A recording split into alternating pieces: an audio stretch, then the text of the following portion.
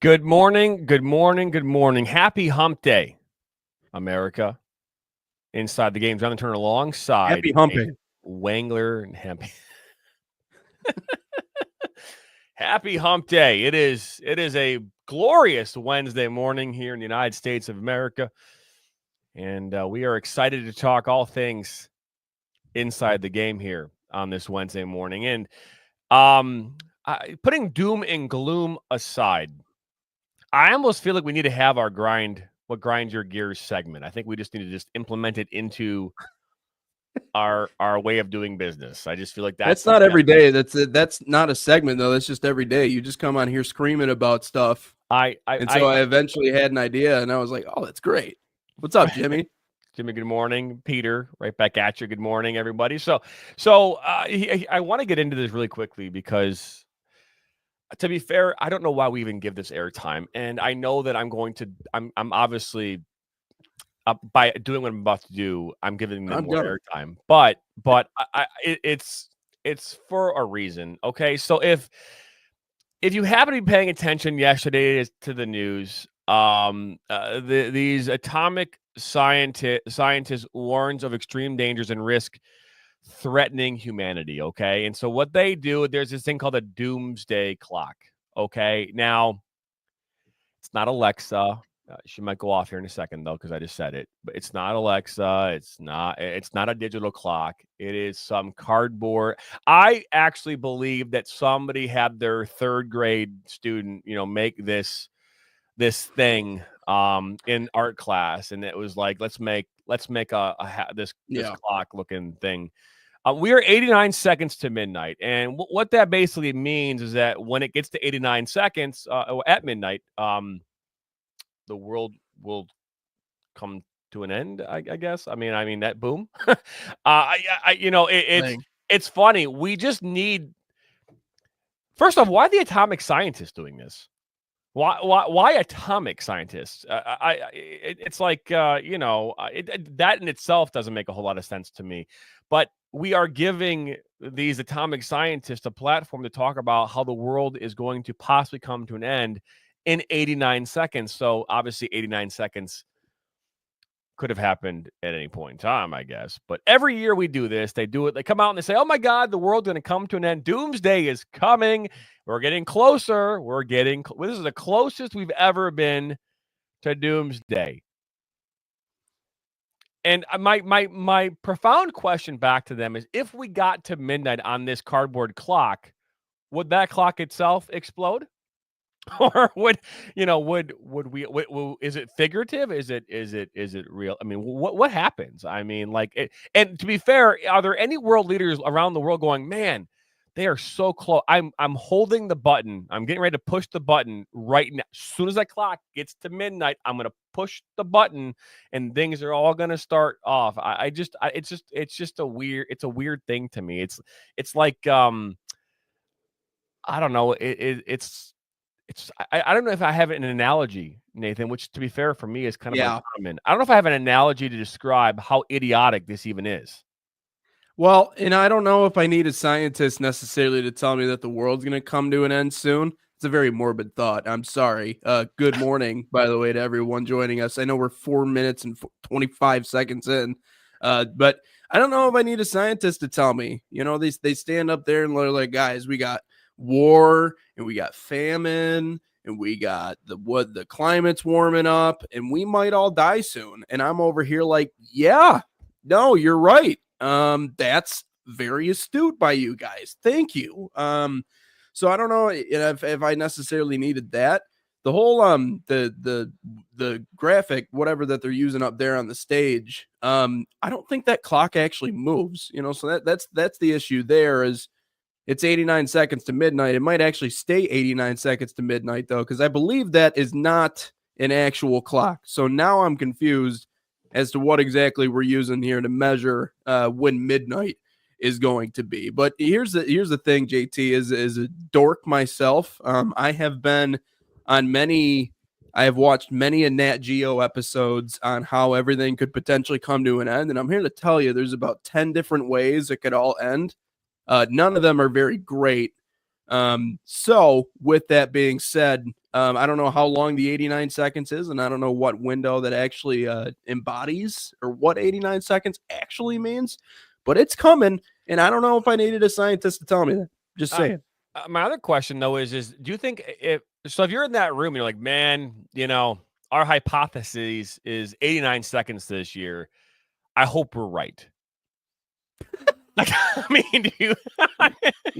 It's like, I mean, are you like, oh my god, yes, yeah, high fiving, yep. yeah, we got it, we're right. No, I mean, I don't understand. They see the tidal wave coming, they're like, Jim, you got it, you're right, Jim, you're right. No one will be alive to tell the tale, but you guys were right. Well done.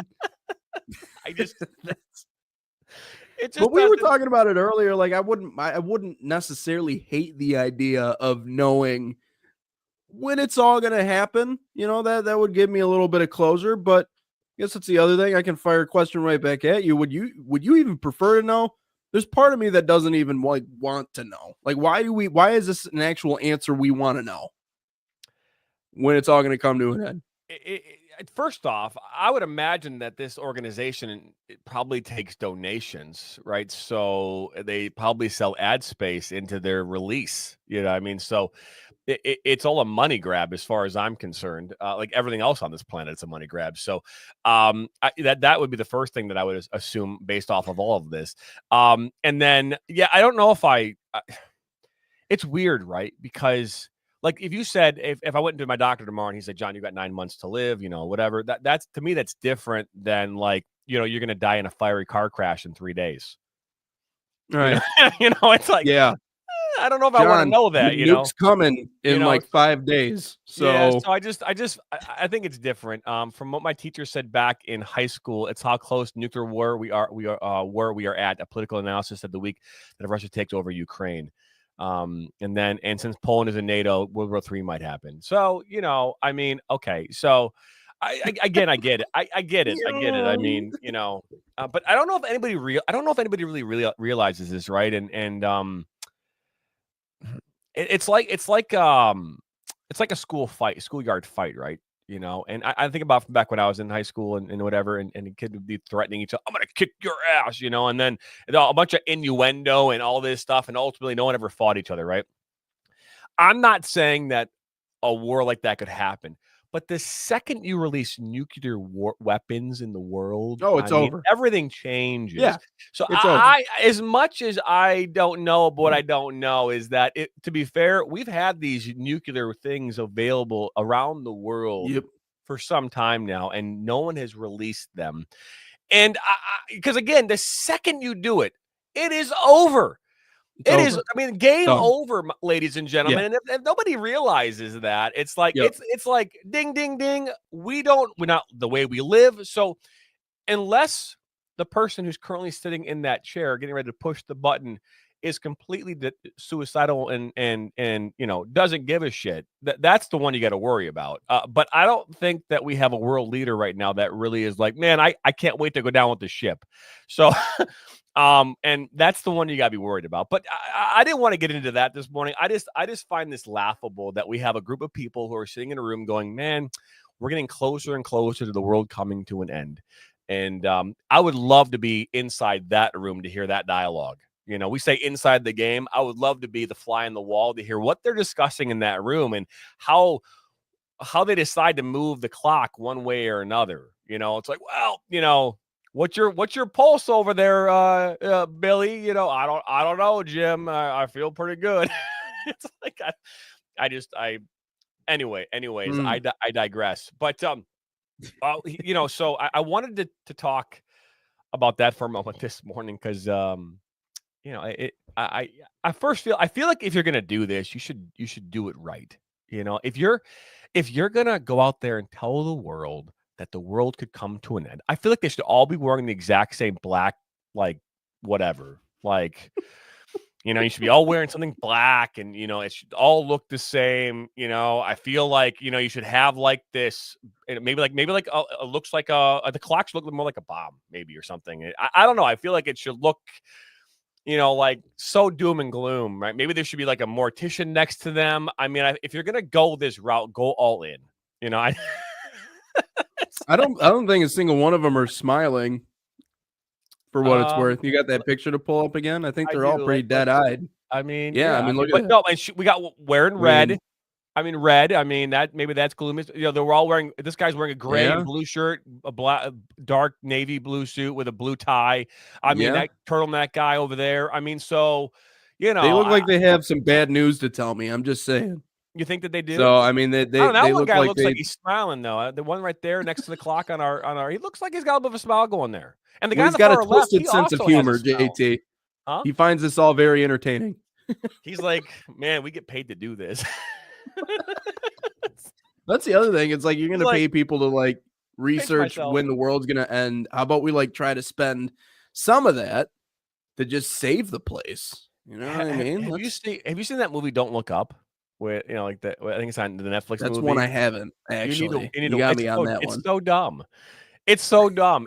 To be fair, it's probably just as dumb as what we're talking about right now. Like it's like don't look up. Everyone's like, the world's gonna come to an end. Like no, Emma, it's coming to an end. It's coming to an end. Like no, it's not. Everyone's like, no, it's not. Yes, it is. It's coming to an end. They're like, please run for your lives. We're all gonna die.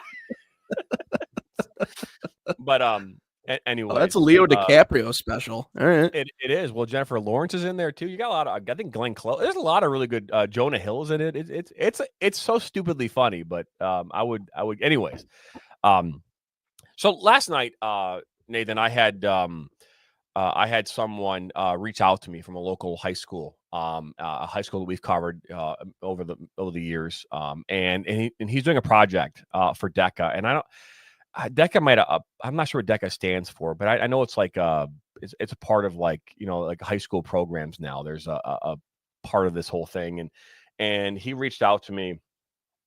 He's like, I was wondering if you'd be as part of my project. I selected a sports network to ask questions in regards to AI technology, and I wanted to pick your brain about it. So I figured he wants me to respond to this. So I figured, why not respond on our show? Right. So his name is Leo. He's from Troy High School. And again, he's the questions that he's going to ask me. There's 3 questions here. And I figured we could kind of go back and forth on this a little bit. And obviously, for those you who are tuning in or watching also on the channel, wherever you're watching on YouTube, Facebook, Twitter, Roku, wherever, you could tell me. But he said, hi, I'm doing a DECA project about how AI can help sports networks. And I chose your network. I was wondering if I could ask a few questions about your channel. I played soccer for Troy High School, and I use MSN as a good resource for watching back games. Hopefully we can hear from you soon. So I said, of course, just send me the questions. So here's question 1. How can AI help make your company better? That was the first question. So let's talk about that for a second. There's numerous ways. First and foremost, if we talk about the visual component to what we do, we have really started to focus on AI technology to help us get feeds, camera feeds. So we can take, and there's a lot of cameras out there now that offer AI technology as a component of video. And we are looking at partnering with a number of them, but like VO, Huddle, Spidio, Pixelot, these are all different types of AI cameras that we could somehow tap into, bring that feedback into our studio and allow us to call games. So that is one example of how AI technology could help us. In other ways, it's probably more in like the AI writing capability. So AI is obviously like ChatGPT or things like that, where you could, type in, for example, our social media. When I go to do a social media post inside of our hub, I'm able to go in and type in a few things, and it will spit out an AI message with all the hashtags kind of built in to to the social media post, and then I post that out to the world. So that's one way. I know you use AI as well for our short videos that we do. So why don't you talk about that, Nathan? Yeah, what's interesting is editing is one big way that AI has come a long way. And if I was just simply doing social media and content, it'd be a little bit different because I would be able to just essentially spend all my whole day, all my time going through the episodes and pulling out individual clips and doing individual edits. And I still do a lot of that. Like I'll mark my paper throughout our episode, and that's where I've found like these different, like the last couple of days, these clips that you've been chuckling about and, telling me about. These are ones that I'm marking down as I'm going along. But when you're doing a whole hour show, there's a lot of good stuff in there that sometimes isn't, you can't really figure out how to package it in a certain way. So what AI does is it allows me the capability to, okay, I already have a handful of clips that I know that I want to get. So I'll go back and I'll get those. But what AI does is it's able to pull a lot of other things, a lot of other clips that give me the opportunity to really kind of organize what my entire week is going to look like. And we talked about how social media, sometimes it's just about doing more. Yes, it's about being creative and having different stuff, but the number one thing that either people are lacking who aren't doing well on it, or people who are doing well on it are doing well, and that's consistency. And so the one big way that AI has helped me is it's allowing me to not only edit those clips more efficiently, but kind of be able to schedule out my whole week. Whereas if I didn't have the help of AI, it'd be a lot more tricky for me to go back and cut all of those things just individually by myself. And that's not even factoring in like my own social media and all the other stuff I'm trying to do. So from that aspect of it, it's really helpful to have AI because it kind of simplifies that entire process for you. But I will say there are other purposes. I think the cameras are coming along. What I will say is AI is not a perfect science yet. And so that's kind of we're in this like middle ground right now as broadcasters, because we know that being in person is probably the best bet 99 times out of 100, but it's like in terms of logistics, it's just not possible to do if you want to do more games and be a network like us. But the other side of it is, and people are starting to learn this, is that AI cameras aren't perfect. I mean, you have a bald guy walk in front of it, and all of a sudden it's tracking the bald guy because it thinks it's a ball. So there's certain things with the AI that need to be worked out. But those are certain areas where it is certainly starting to help a lot more. So I'd say, yeah, definitely from the live cameras. But in terms of editing clips, huge, huge thing for me in terms of convenience in being able to do that more efficiently. It helps out a ton. No, it does. And a comment coming in from Peter he is saying about this, and the video feeds from Huddle, Veo are an inexpensive way to push a feed down. But the downside of them are the resolutions are fair at best and no zoom features. And I don't disagree with you on that. But here's my perspective, and here's why my mindset about this has changed. And I've always been from the mindset leading up to about 3 or 4 weeks ago about the fact that we wanted to be a place where manned cameras and zoom in and all that kind of stuff, the quality that comes with it, was something that we were going to really focus on. And I'm not saying that has changed our direction totally, but these games are happening right now. All across America, there are AI camera environments that are happening where the game is being live fed or whatever the case might be. And there is no commentary. There is no production value. There is nothing happening. So my thought process was, I can be against the AI, or I could use it as a way to help us continue to grow our business. And I'm going to go the latter. Right. So I'm going to go the part where, you know what, these games are already happening. Why not find a way to tap into them and take advantage of them? It will not devalue our product, because at the end of the day, our product is about getting the game onto our platform and ultimately shining a light on soccer. So that will still continue to happen. Yeah. Whether we have great quality, AI cameras or manned cameras, it will not matter. So that was why my thought process has changed in regards to that. So AI, I know you. Yeah, I know you got more questions to get to. I guess just to kind of somewhat agree with Peter. The tough thing is on that way, what you're saying on my end is player identification. It can sometimes be tough. And that's obviously a big thing for talent. We want to be able to identify who scored because it sounds clean. It looks clean. Obviously, for social media purposes, you want people to know exactly who was the one that put the ball in the back of the net, or who's the one who made the save or the defensive stop or whatever it is. So that is something that needs to improve a little bit, because that is a tough aspect of it. But you're right, JT. I mean, there are a lot of places that, again, will just kind of pop that up and on, and maybe you'll get Nat sound, maybe you don't, but may as well on our end take advantage of that and at least try to make something out of that, as opposed to just leaving it where it is. So I agree. And so, it's a great question from Leo. I want to dive into the second one here, and let's do that. What is something that you think NSN does well but doesn't get recognized? It's a good question. I don't know if I have, and it's interesting because we get recognized for a lot of really cool things. Probably how ingrained we are within the community, right? I think that the soccer space, right? Maybe that is probably kind of undervalued in some level, right? I think people look at us as a business, right? I think that we are looked at as a place that's going to make money and advertising and whatnot. And if I were to sit here and say what we maybe were undervalued in or not recognized for, is probably the fact that, well, yes, we are a business. Our goal is to shine that light on soccer. So, it takes money to do that.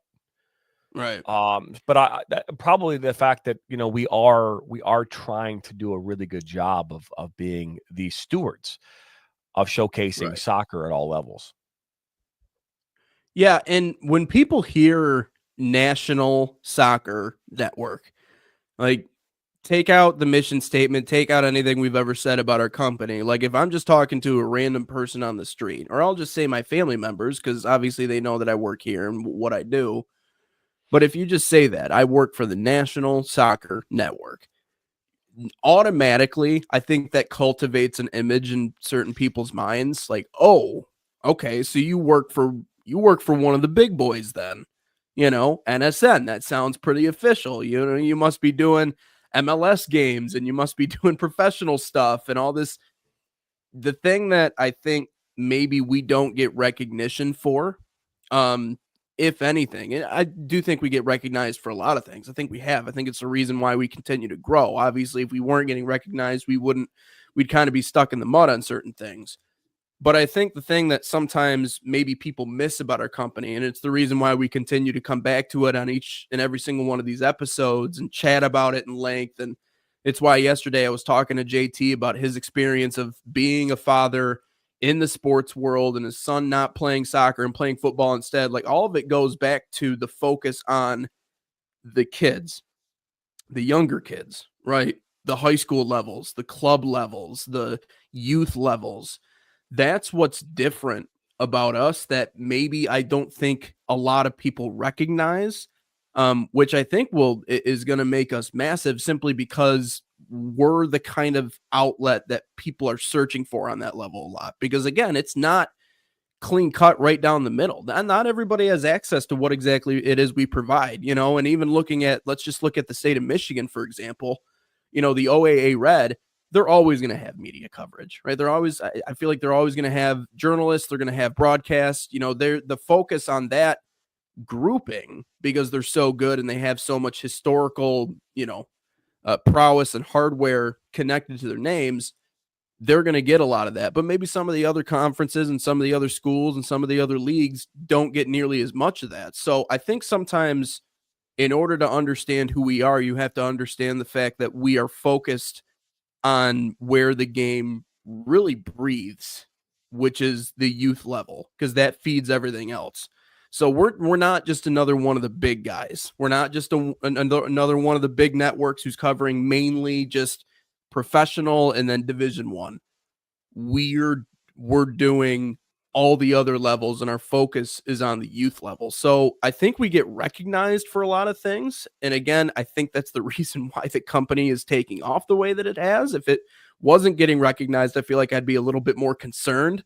I think there'd be a few more red flags here if we weren't getting recognized for what we do. But I think sometimes people miss the fact, or can miss the fact, if they don't know anything more about us outside of just the name of our company, they might miss our focus which is shining a light not on the professional or on the D1 or on the best players around, but where the game lives, breathes, dies, and really where it starts, which is the youth levels. So that's kind of what separates us. And I hope more people start to realize that as we go.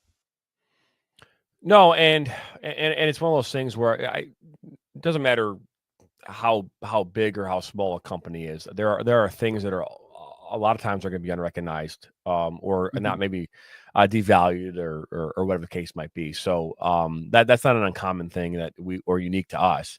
Obviously, our goal is to do what we've always done, which is continue to shine that light on soccer, and it leads to our next thing here. If money wasn't an object, what would you like to do with National Soccer Network or MSN?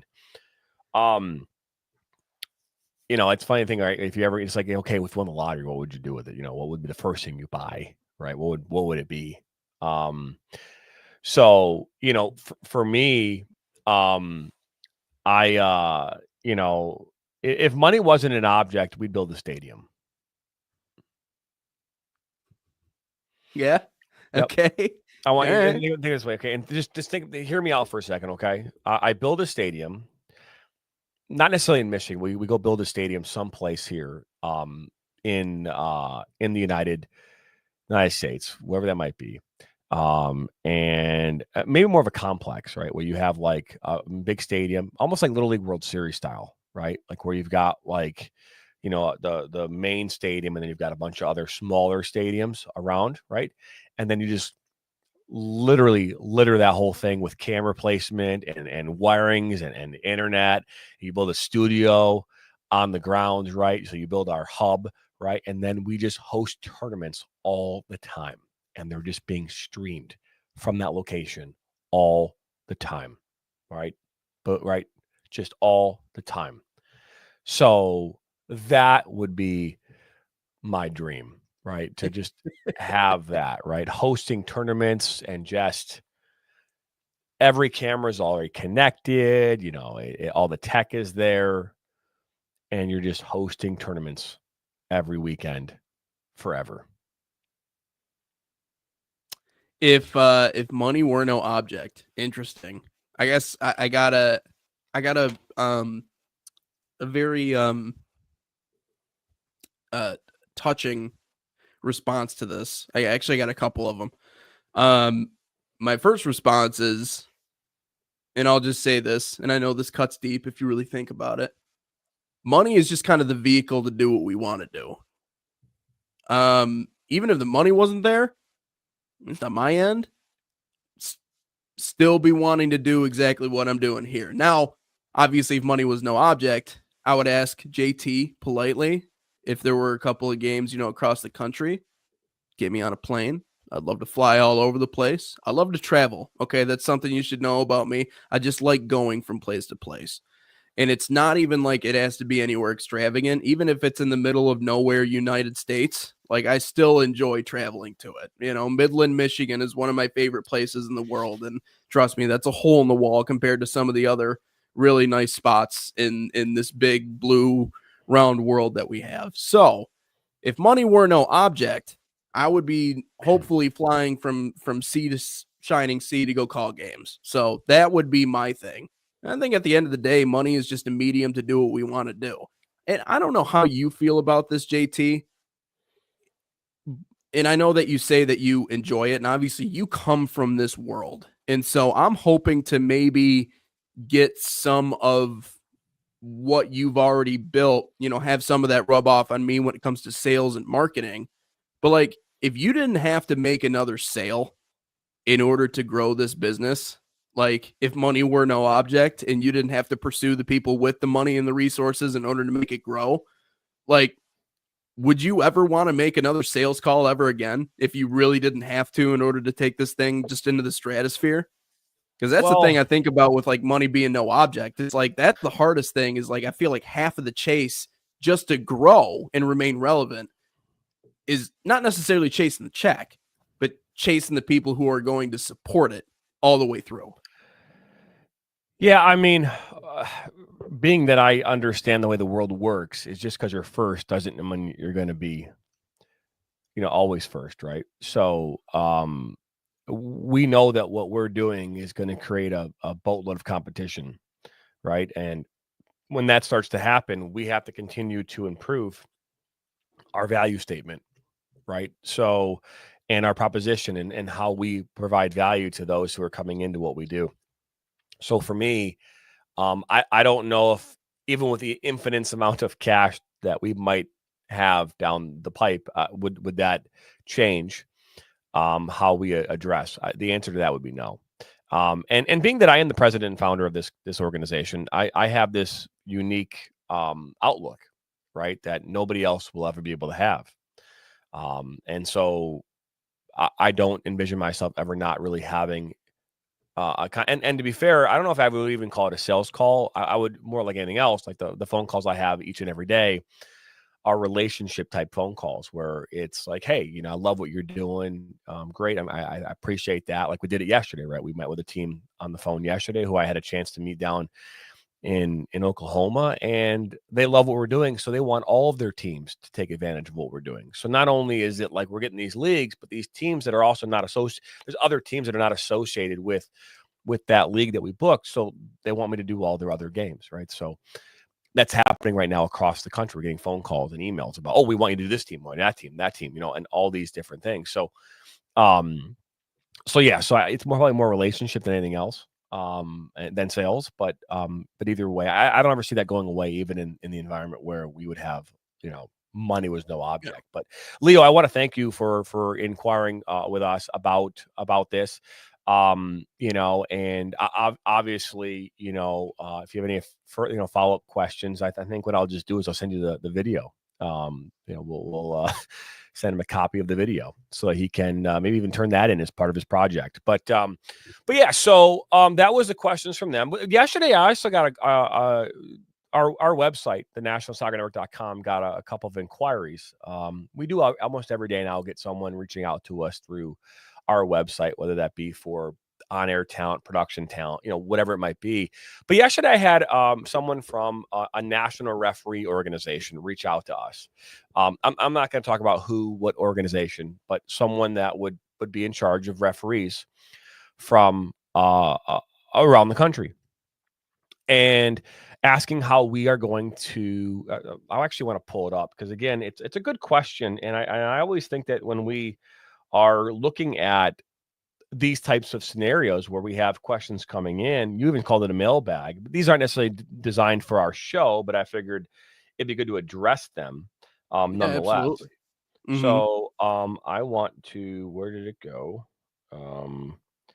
Okay, nope. Inbox. Nope. So go to archive maybe. Nope. It was here. I swear I never got rid of them. So while you're looking for that, the other thing I will say is the people that are engaging in the conversation, anybody that's watching this right now, and you could be rewatching it later, you could be watching it live. I know we got a couple of people that pretty much hop on every single show with us. Peter and Jimmy, I'm looking at you guys. But if you want to have the opportunity to get one of your questions on this show, look at this as an opportunity to do so, right? Because we're featuring a couple of different questions right now live on our platform. And so this is all we talked about growing this thing. We're growing together. Him and I are learning how to really put the show together and do different things that are entertaining to bring you guys back. But in order to give you a better understanding of who we are as a company and what we want, feel free to get those questions in. I mean, even if it's a soccer related question, it's an industry related question, this is good stuff. So I don't know. Did you find it? I did. Yep. So I was, last night had a chance to watch a movie with the wife, and I was just going through my inbox, and I came across a couple messages from our website. This one came in yesterday. I'm interested in learning about how you plan to incorporate referees into the NSN platform. It's a great question because, and we didn't really allude, I guess per se to because you asked me yesterday about my son and about how I'm not really kind of like without really talking about it, how come you're not pressuring your son to do soccer? Right. That's really kind of what like the dynamic of that conversation was all about. Like, yeah, Yeah. you're, and why aren't you putting this parental pressure onto why you haven't pushed your children into the sport that you love so much? That was really the underlying tone of that conversation. And obviously I appreciate that, you think about that. And then ultimately, how do I as a parent not do that? But I'm a referee. I might not be a referee right now. I haven't refereed a game since 2014. But I'm a referee. I was a referee since the day I was 13 years old. And if I, to be fair, I could probably go out and do it right now. Pick up right where I left off. And have a blast with it. And maybe down the road, maybe that's something that I will in fact do. So for those that don't know, back in 2013, I was a part of a local referee association here in Michigan, and that local referee association had been around for a very long time. And there's a time period when I left in the middle 2000s until I had some of my kids, and it was I wanted to get back out and get some more exercise. So I went back to refereeing at the high school level. And when I came back to that association, I had realized that nothing had changed from the day that I first started in the association to the day that I had come back. So the association was ran the exact same way, the same president, the same assigners, everything was the same, right? It's like as if, there's no fresh paint. Nothing to make it look newer and fresher. Nothing. It was There's no website. There was nothing. But as part of any association, you're required to pay dues. So you're required to pay 25, 50, whatever that number was. And in all the years that I'd been a part of that association, I had never, ever been a part of any type of a voting process for our president or anybody on that board for that matter. There was never any of that. So I started to raise some questions about that. And ultimately, I put my name in the hat. I'm like, hey, I actually sent an email out to the entire association, said, hey, I would love the opportunity to run for president. And the second I did that, man, it was like as if there was it's almost as if the parting of the Red Sea. Like anybody that was with me, loved me, automatically came to my side. And then everybody that didn't like me automatically went to the other side. I don't think there was anybody in the middle, at least from a vocal standpoint. You're right. Right. And I can't believe you're doing this. What do you have against the president? I don't have anything against the president. I'm literally just putting my name in the hat. Well, we don't have an election for another year, blah, blah, blah. I go, well, okay, great. I'll I can wait. I mean, when's the election? No problem. And then they kept going, well, why do you want to do this? I go, because I want to make this thing better. I mean, that's why. We're doing. That's why if we're not doing that, then what the hell are we doing?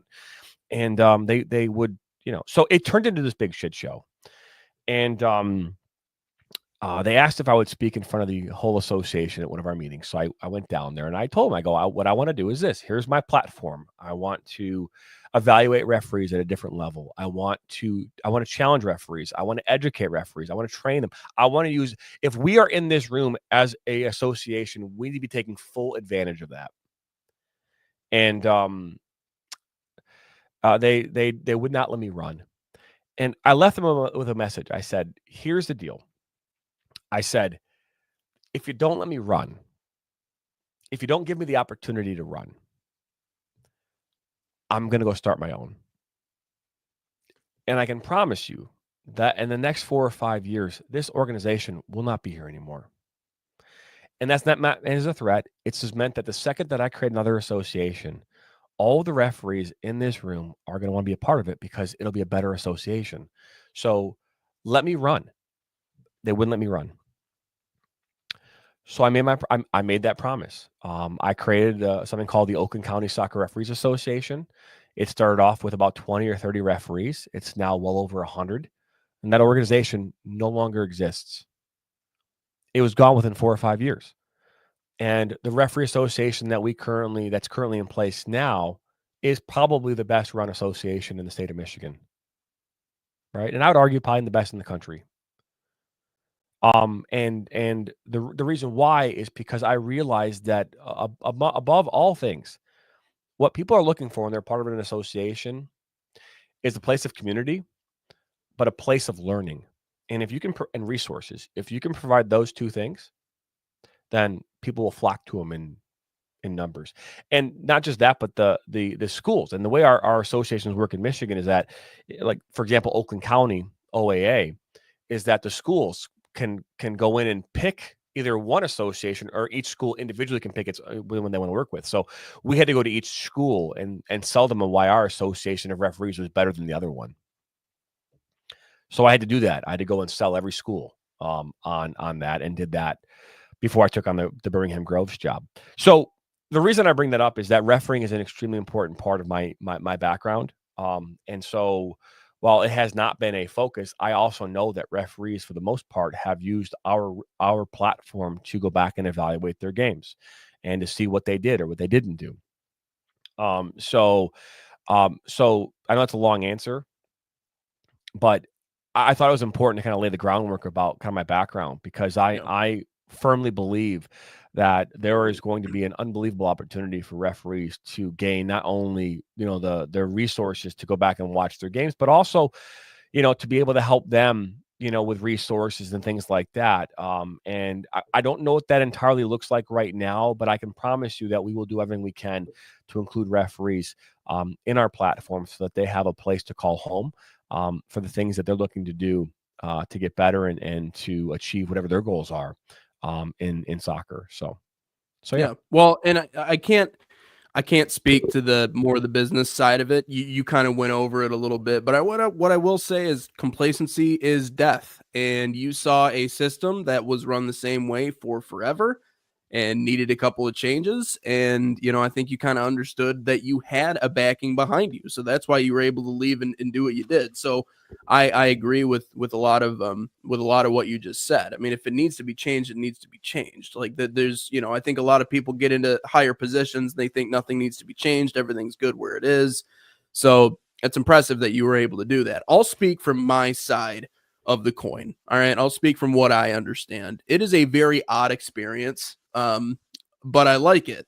But it's a very odd experience sometimes when we're on a game and I'm doing play-by-play and you're doing color commentary. It's interesting because as a play-by-play broadcaster, I can call a game, right? I'm seasoned in being able to call a game, set the scene, paint the picture. Here's what's going on. Here's the two teams, our key players, all that other stuff, right? I'm very good at being a presenter and doing all that stuff, obviously, because I'm a play-by-play broadcaster. That's what I do. But as a color analyst, the role that you're in, you have such a very, very good up-close understanding, intricate knowledge of the game it is that we are watching, that you are able to kind of paint that picture or bring a new understanding to life of what just happened in front of us and what might happen in the future. And a lot of the situations that we see in front of us, you've actually seen before. Like I might run into stuff where I'm like, I've never seen that. There's a pretty good chance that you run into it a time or two, either with your refereeing or your playing career or anything else like that. So the value of you having been a referee, the value of you having been there in person, seen that, done that, is invaluable, especially to our broadcast. And I know you've talked about it in the past, and I don't know what exactly this plan looks like. And obviously, I don't know if every referee is going to be comfortable with doing the on-air side, but the value of having someone that actually has experience being in the line of fire is so big when it comes to broadcast. And it's the reason why every number 2 that you see in the world is a former player or a coach or someone who's been on the sidelines. I think about when I do color commentary for when I do high school football over here on this side of the state, obviously with me having played in my experience in high school and growing up with the game and everything like that, I'm able to really, and here's the thing about TV, the number 2 shines on TV. Because in a TV medium where you have pictures, right, you're capturing those pictures and everything like that. But the number 2 is allowed to really get colorful with whatever he or she has to say because we already have the pictures in front of us, right? So that's your opportunity as a knower of the game, whether it's soccer, whether it's football, like I was just talking about, to really lean into your knowledge in order to create a viewing and listening experience that's more pleasurable to the people that are watching, because we have to do all of this with the understanding that the people watching the game are not soccer pros, right? They don't know everything. We can't come in with this assumption that everybody knows everything about everything, right? So to have a referee or a player or someone else by my side that can, again, really help my understanding out along with everybody else back at home, but my understanding out of, here's this call, here's what happened here.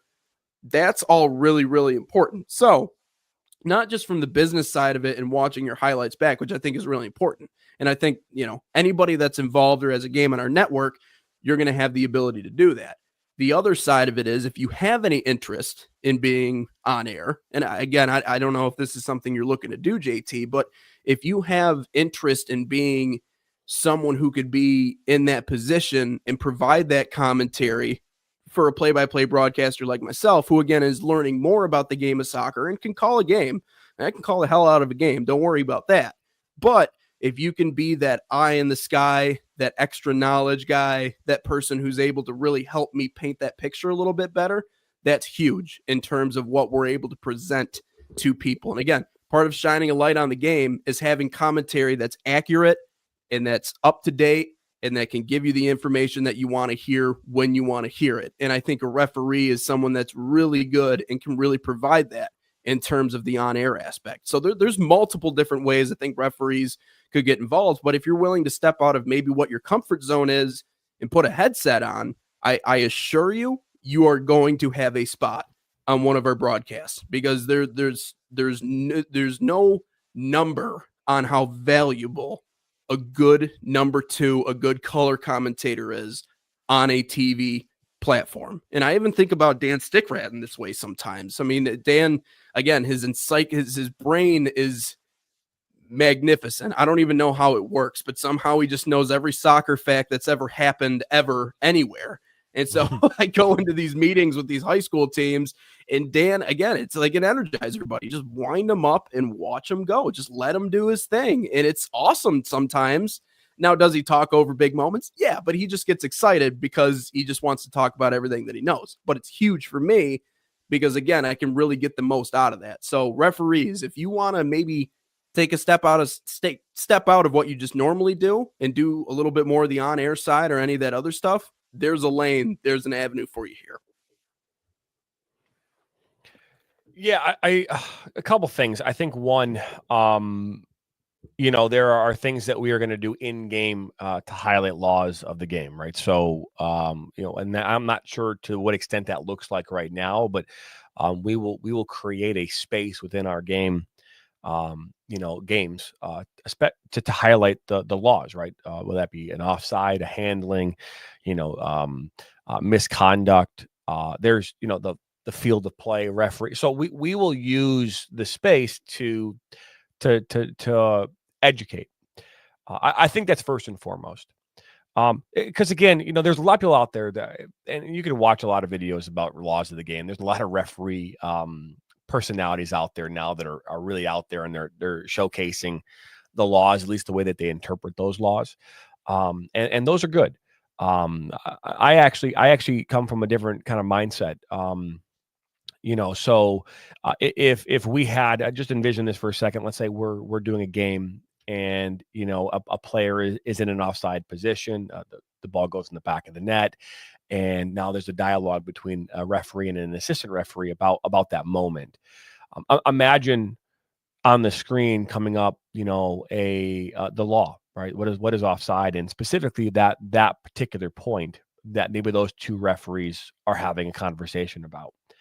And then ultimately, if the goal is waved off or they point for a goal, then there's a dialogue that can take place in regards to that. We are also talking about maybe on Saturdays and Sundays having referees in our environment watching games, and it almost like on the NFL, you'll have a rules analyst and be like, "Hey, Mike, what's your take on this?" So there's idea to do that as well, because there's so many games happening that we have a responsibility to educate just as much as in to entertain. And so we're going to take that advantage. Again, don't know what that looks like right now. Don't know to the full extent, but it's something that is very near and dear to me, and we will make whatever we have to make it work. So that's the first thing. The second thing is we are going to be announcing something coming up here in the month of February, just in a few days from now, kind of what another part of our growth model that is really, really important. And it ties into referees, it ties into players, it ties into coaches, it ties into parents, right? I think that there should be a place for everybody to be a part of this conversation. I actually firmly believe that a lot of your parents are coming from the mindset that they get crossed up between stress, love for their child, and a lack of knowledge for the game. I think those three components are what really lead to what happens in these outbursts in these environments, right? So stress that has nothing to do with the game at all, but stress that has to do with life. And then you throw in the component that your child is out there, the one that you love, right? And you don't love anyone on that field more than your own child. So that's going to blind everything else, right? And then the lack of truly understanding the game, right? That is where the disconnect is, at least in my opinion, for these moments. So my thought process is, well, what can we do as an organization to help with those three things? I can't help with the love. I can't. Nor will I try to. I can't help with your stress. Like I can't diminish your current stress that you currently have from job, life, work, whatever. Right? I can't do that.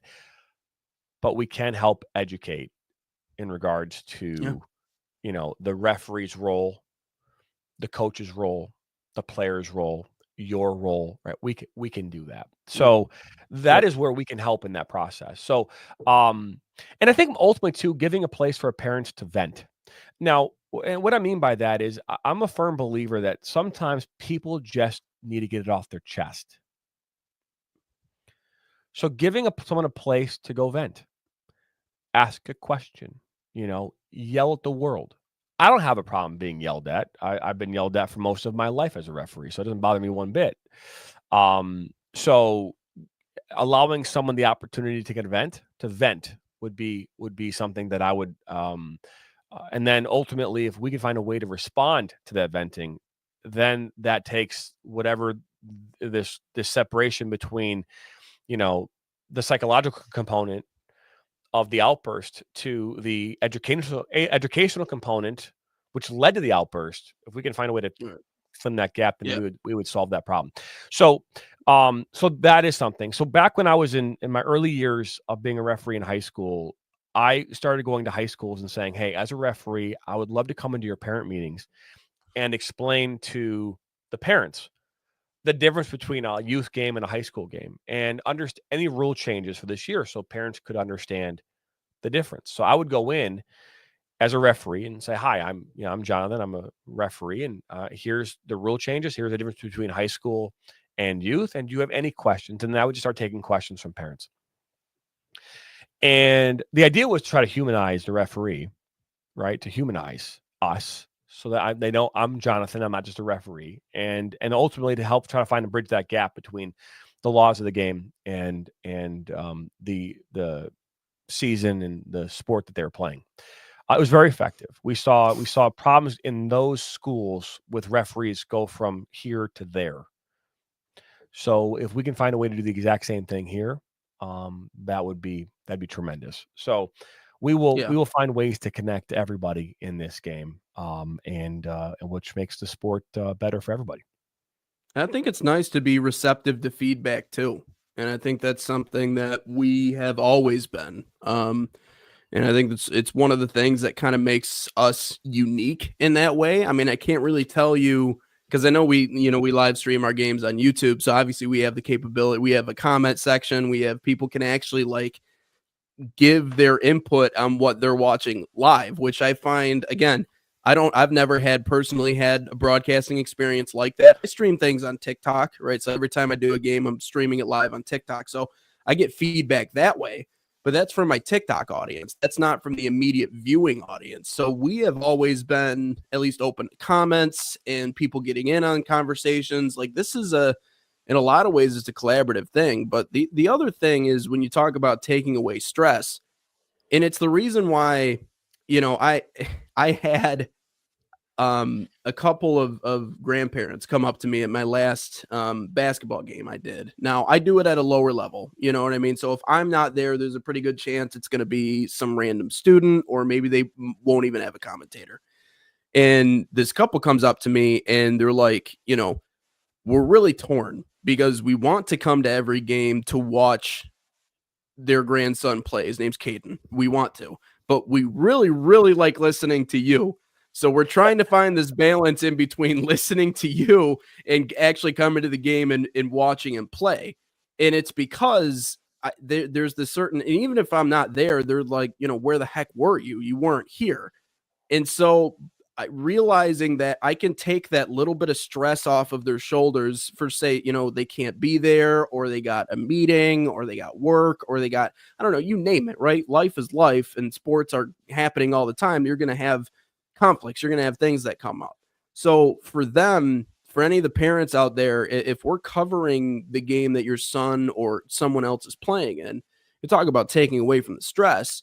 If you're not able to get there, if you're not able to be there, if you're not able to really be in person or see it, or let's say the conditions are bad or you got something else, that's another side of the don't stress thing that we're talking about. We got you. We have this. We have commentators that are prepared and that know how to do their job well. We have cameramen who are capable at doing their thing. We have audio equipment that is capable of putting out a good signal that is pleasurable to listen to. That's the other side of it. Is it's not just collaborative in that we're open to questions and recommendations and all that other stuff. We're going to provide you coverage that is pleasurable to listen to, that is entertaining, and that is going to kind of bring you along even if you're not able to get there. So again, that what separates us between, us and the big guys. I say big guys in quotes because I like to think we're big guys. We're getting bigger. But anyways, that's the side of it that in terms of taking the stress away, like mom and dad, you're not going to have to deal with, someone's uncle who owns a lawn care business who just wants to talk into a microphone for an hour, who is clearly ill prepared, right? This isn't just a Bluetooth pop it up and watch it go kind of production. I mean, this is as close to the real deal on this level as you're going to get. And I'll stand by that. So that is another thing in terms of removing the stress away from having to get there. And, maybe you got other kids and everything like that. We will take care of that side of it. Don't you worry, because you're going to have a professional production that will be able to bring this to you. So that kind of takes away from it as well. I'll say that. No, it definitely does. And I'm hoping that answers that person's question, and I will definitely reach out to them at some point in time today. But yeah, I mean, hey, episode number 17 is basically in the books, Mr. Wangler. Again, what I will tell you is this, is if you're trying to listen on Apple Podcasts or Spotify or any place where you listen to all your podcasts, I will say this much. I've been having a hard time the last couple of days getting our episodes out the same day. It's been an issue with the uploading process. It's not done on purpose, but we are working through it. Episode 15 is currently available on all the listening platforms. I'll have episode 16 up at some point in time here, hopefully the next 15 or 20 minutes. You know what I mean? And try to get episode 17, which is currently the one we're listening to right now. So we will try and get all these ones rolling. Jimmy goes, wow, another hour gone. The future is looking bright. Well, we appreciate that. And Peter goes, have a great day, everybody. But we appreciate you stopping by nonetheless. We're back at this again tomorrow morning, same time, same place. It's Thursday tomorrow. So we should look at that. What's Throwback Thursday look like? Definitely, maybe that should be maybe the theme Mm. of our day tomorrow. A little bit. You are in charge of our theme tomorrow, Mr. Wangler. So I'll let you run with that idea. But again, if you haven't been to us before, hit that subscribe button, like us, share this with your friends and family. Head over to the nationalsoccernetwork.tv. You can type that into your browser or go to Roku, download NSN. That is something you can download and watch all of our games. We are still building out a whole bunch of stuff on that platform so that you can, tune in. And we've got a really cool thing coming on the pipeline. We'll talk about that here in the coming weeks as well. Things in regards to indoor soccer, not MASL, but things in regards to indoor soccer that we'll put out to the world as well. But Nathan, any final thoughts before we kick it? No, I think Throwback Thursday is a fun idea. I'm gonna dig back in the archives, see if I can find some pictures or some videos that we can share on here. And I think the journey is an important thing to talk about. I think people like hearing about journeys and background stories. And truth is that I think Americans like an underdog. And the one thing that Americans maybe like more than anything else is an upstart, is someone that kind of started their own thing and built it into something that's special. I think in a lot of ways people think that's kind of the American dream. So we can talk about a little bit more of our journey and stuff we've done together, whether that be Columbus or whether that be really the first day you kind of discovered me. There's a lot of different stuff we can get into with the on the journey side of it, but that's a good one. I like that. We'll run with that. Cool. Well, for all of us here at the National Soccer Network, I'm Jonathan Turner alongside Nathan Wangler. You've been watching Inside the Game, the brand new podcast here on NSN. We'll be back at it again tomorrow at 9 a.m. Eastern, right here on the National Soccer Network.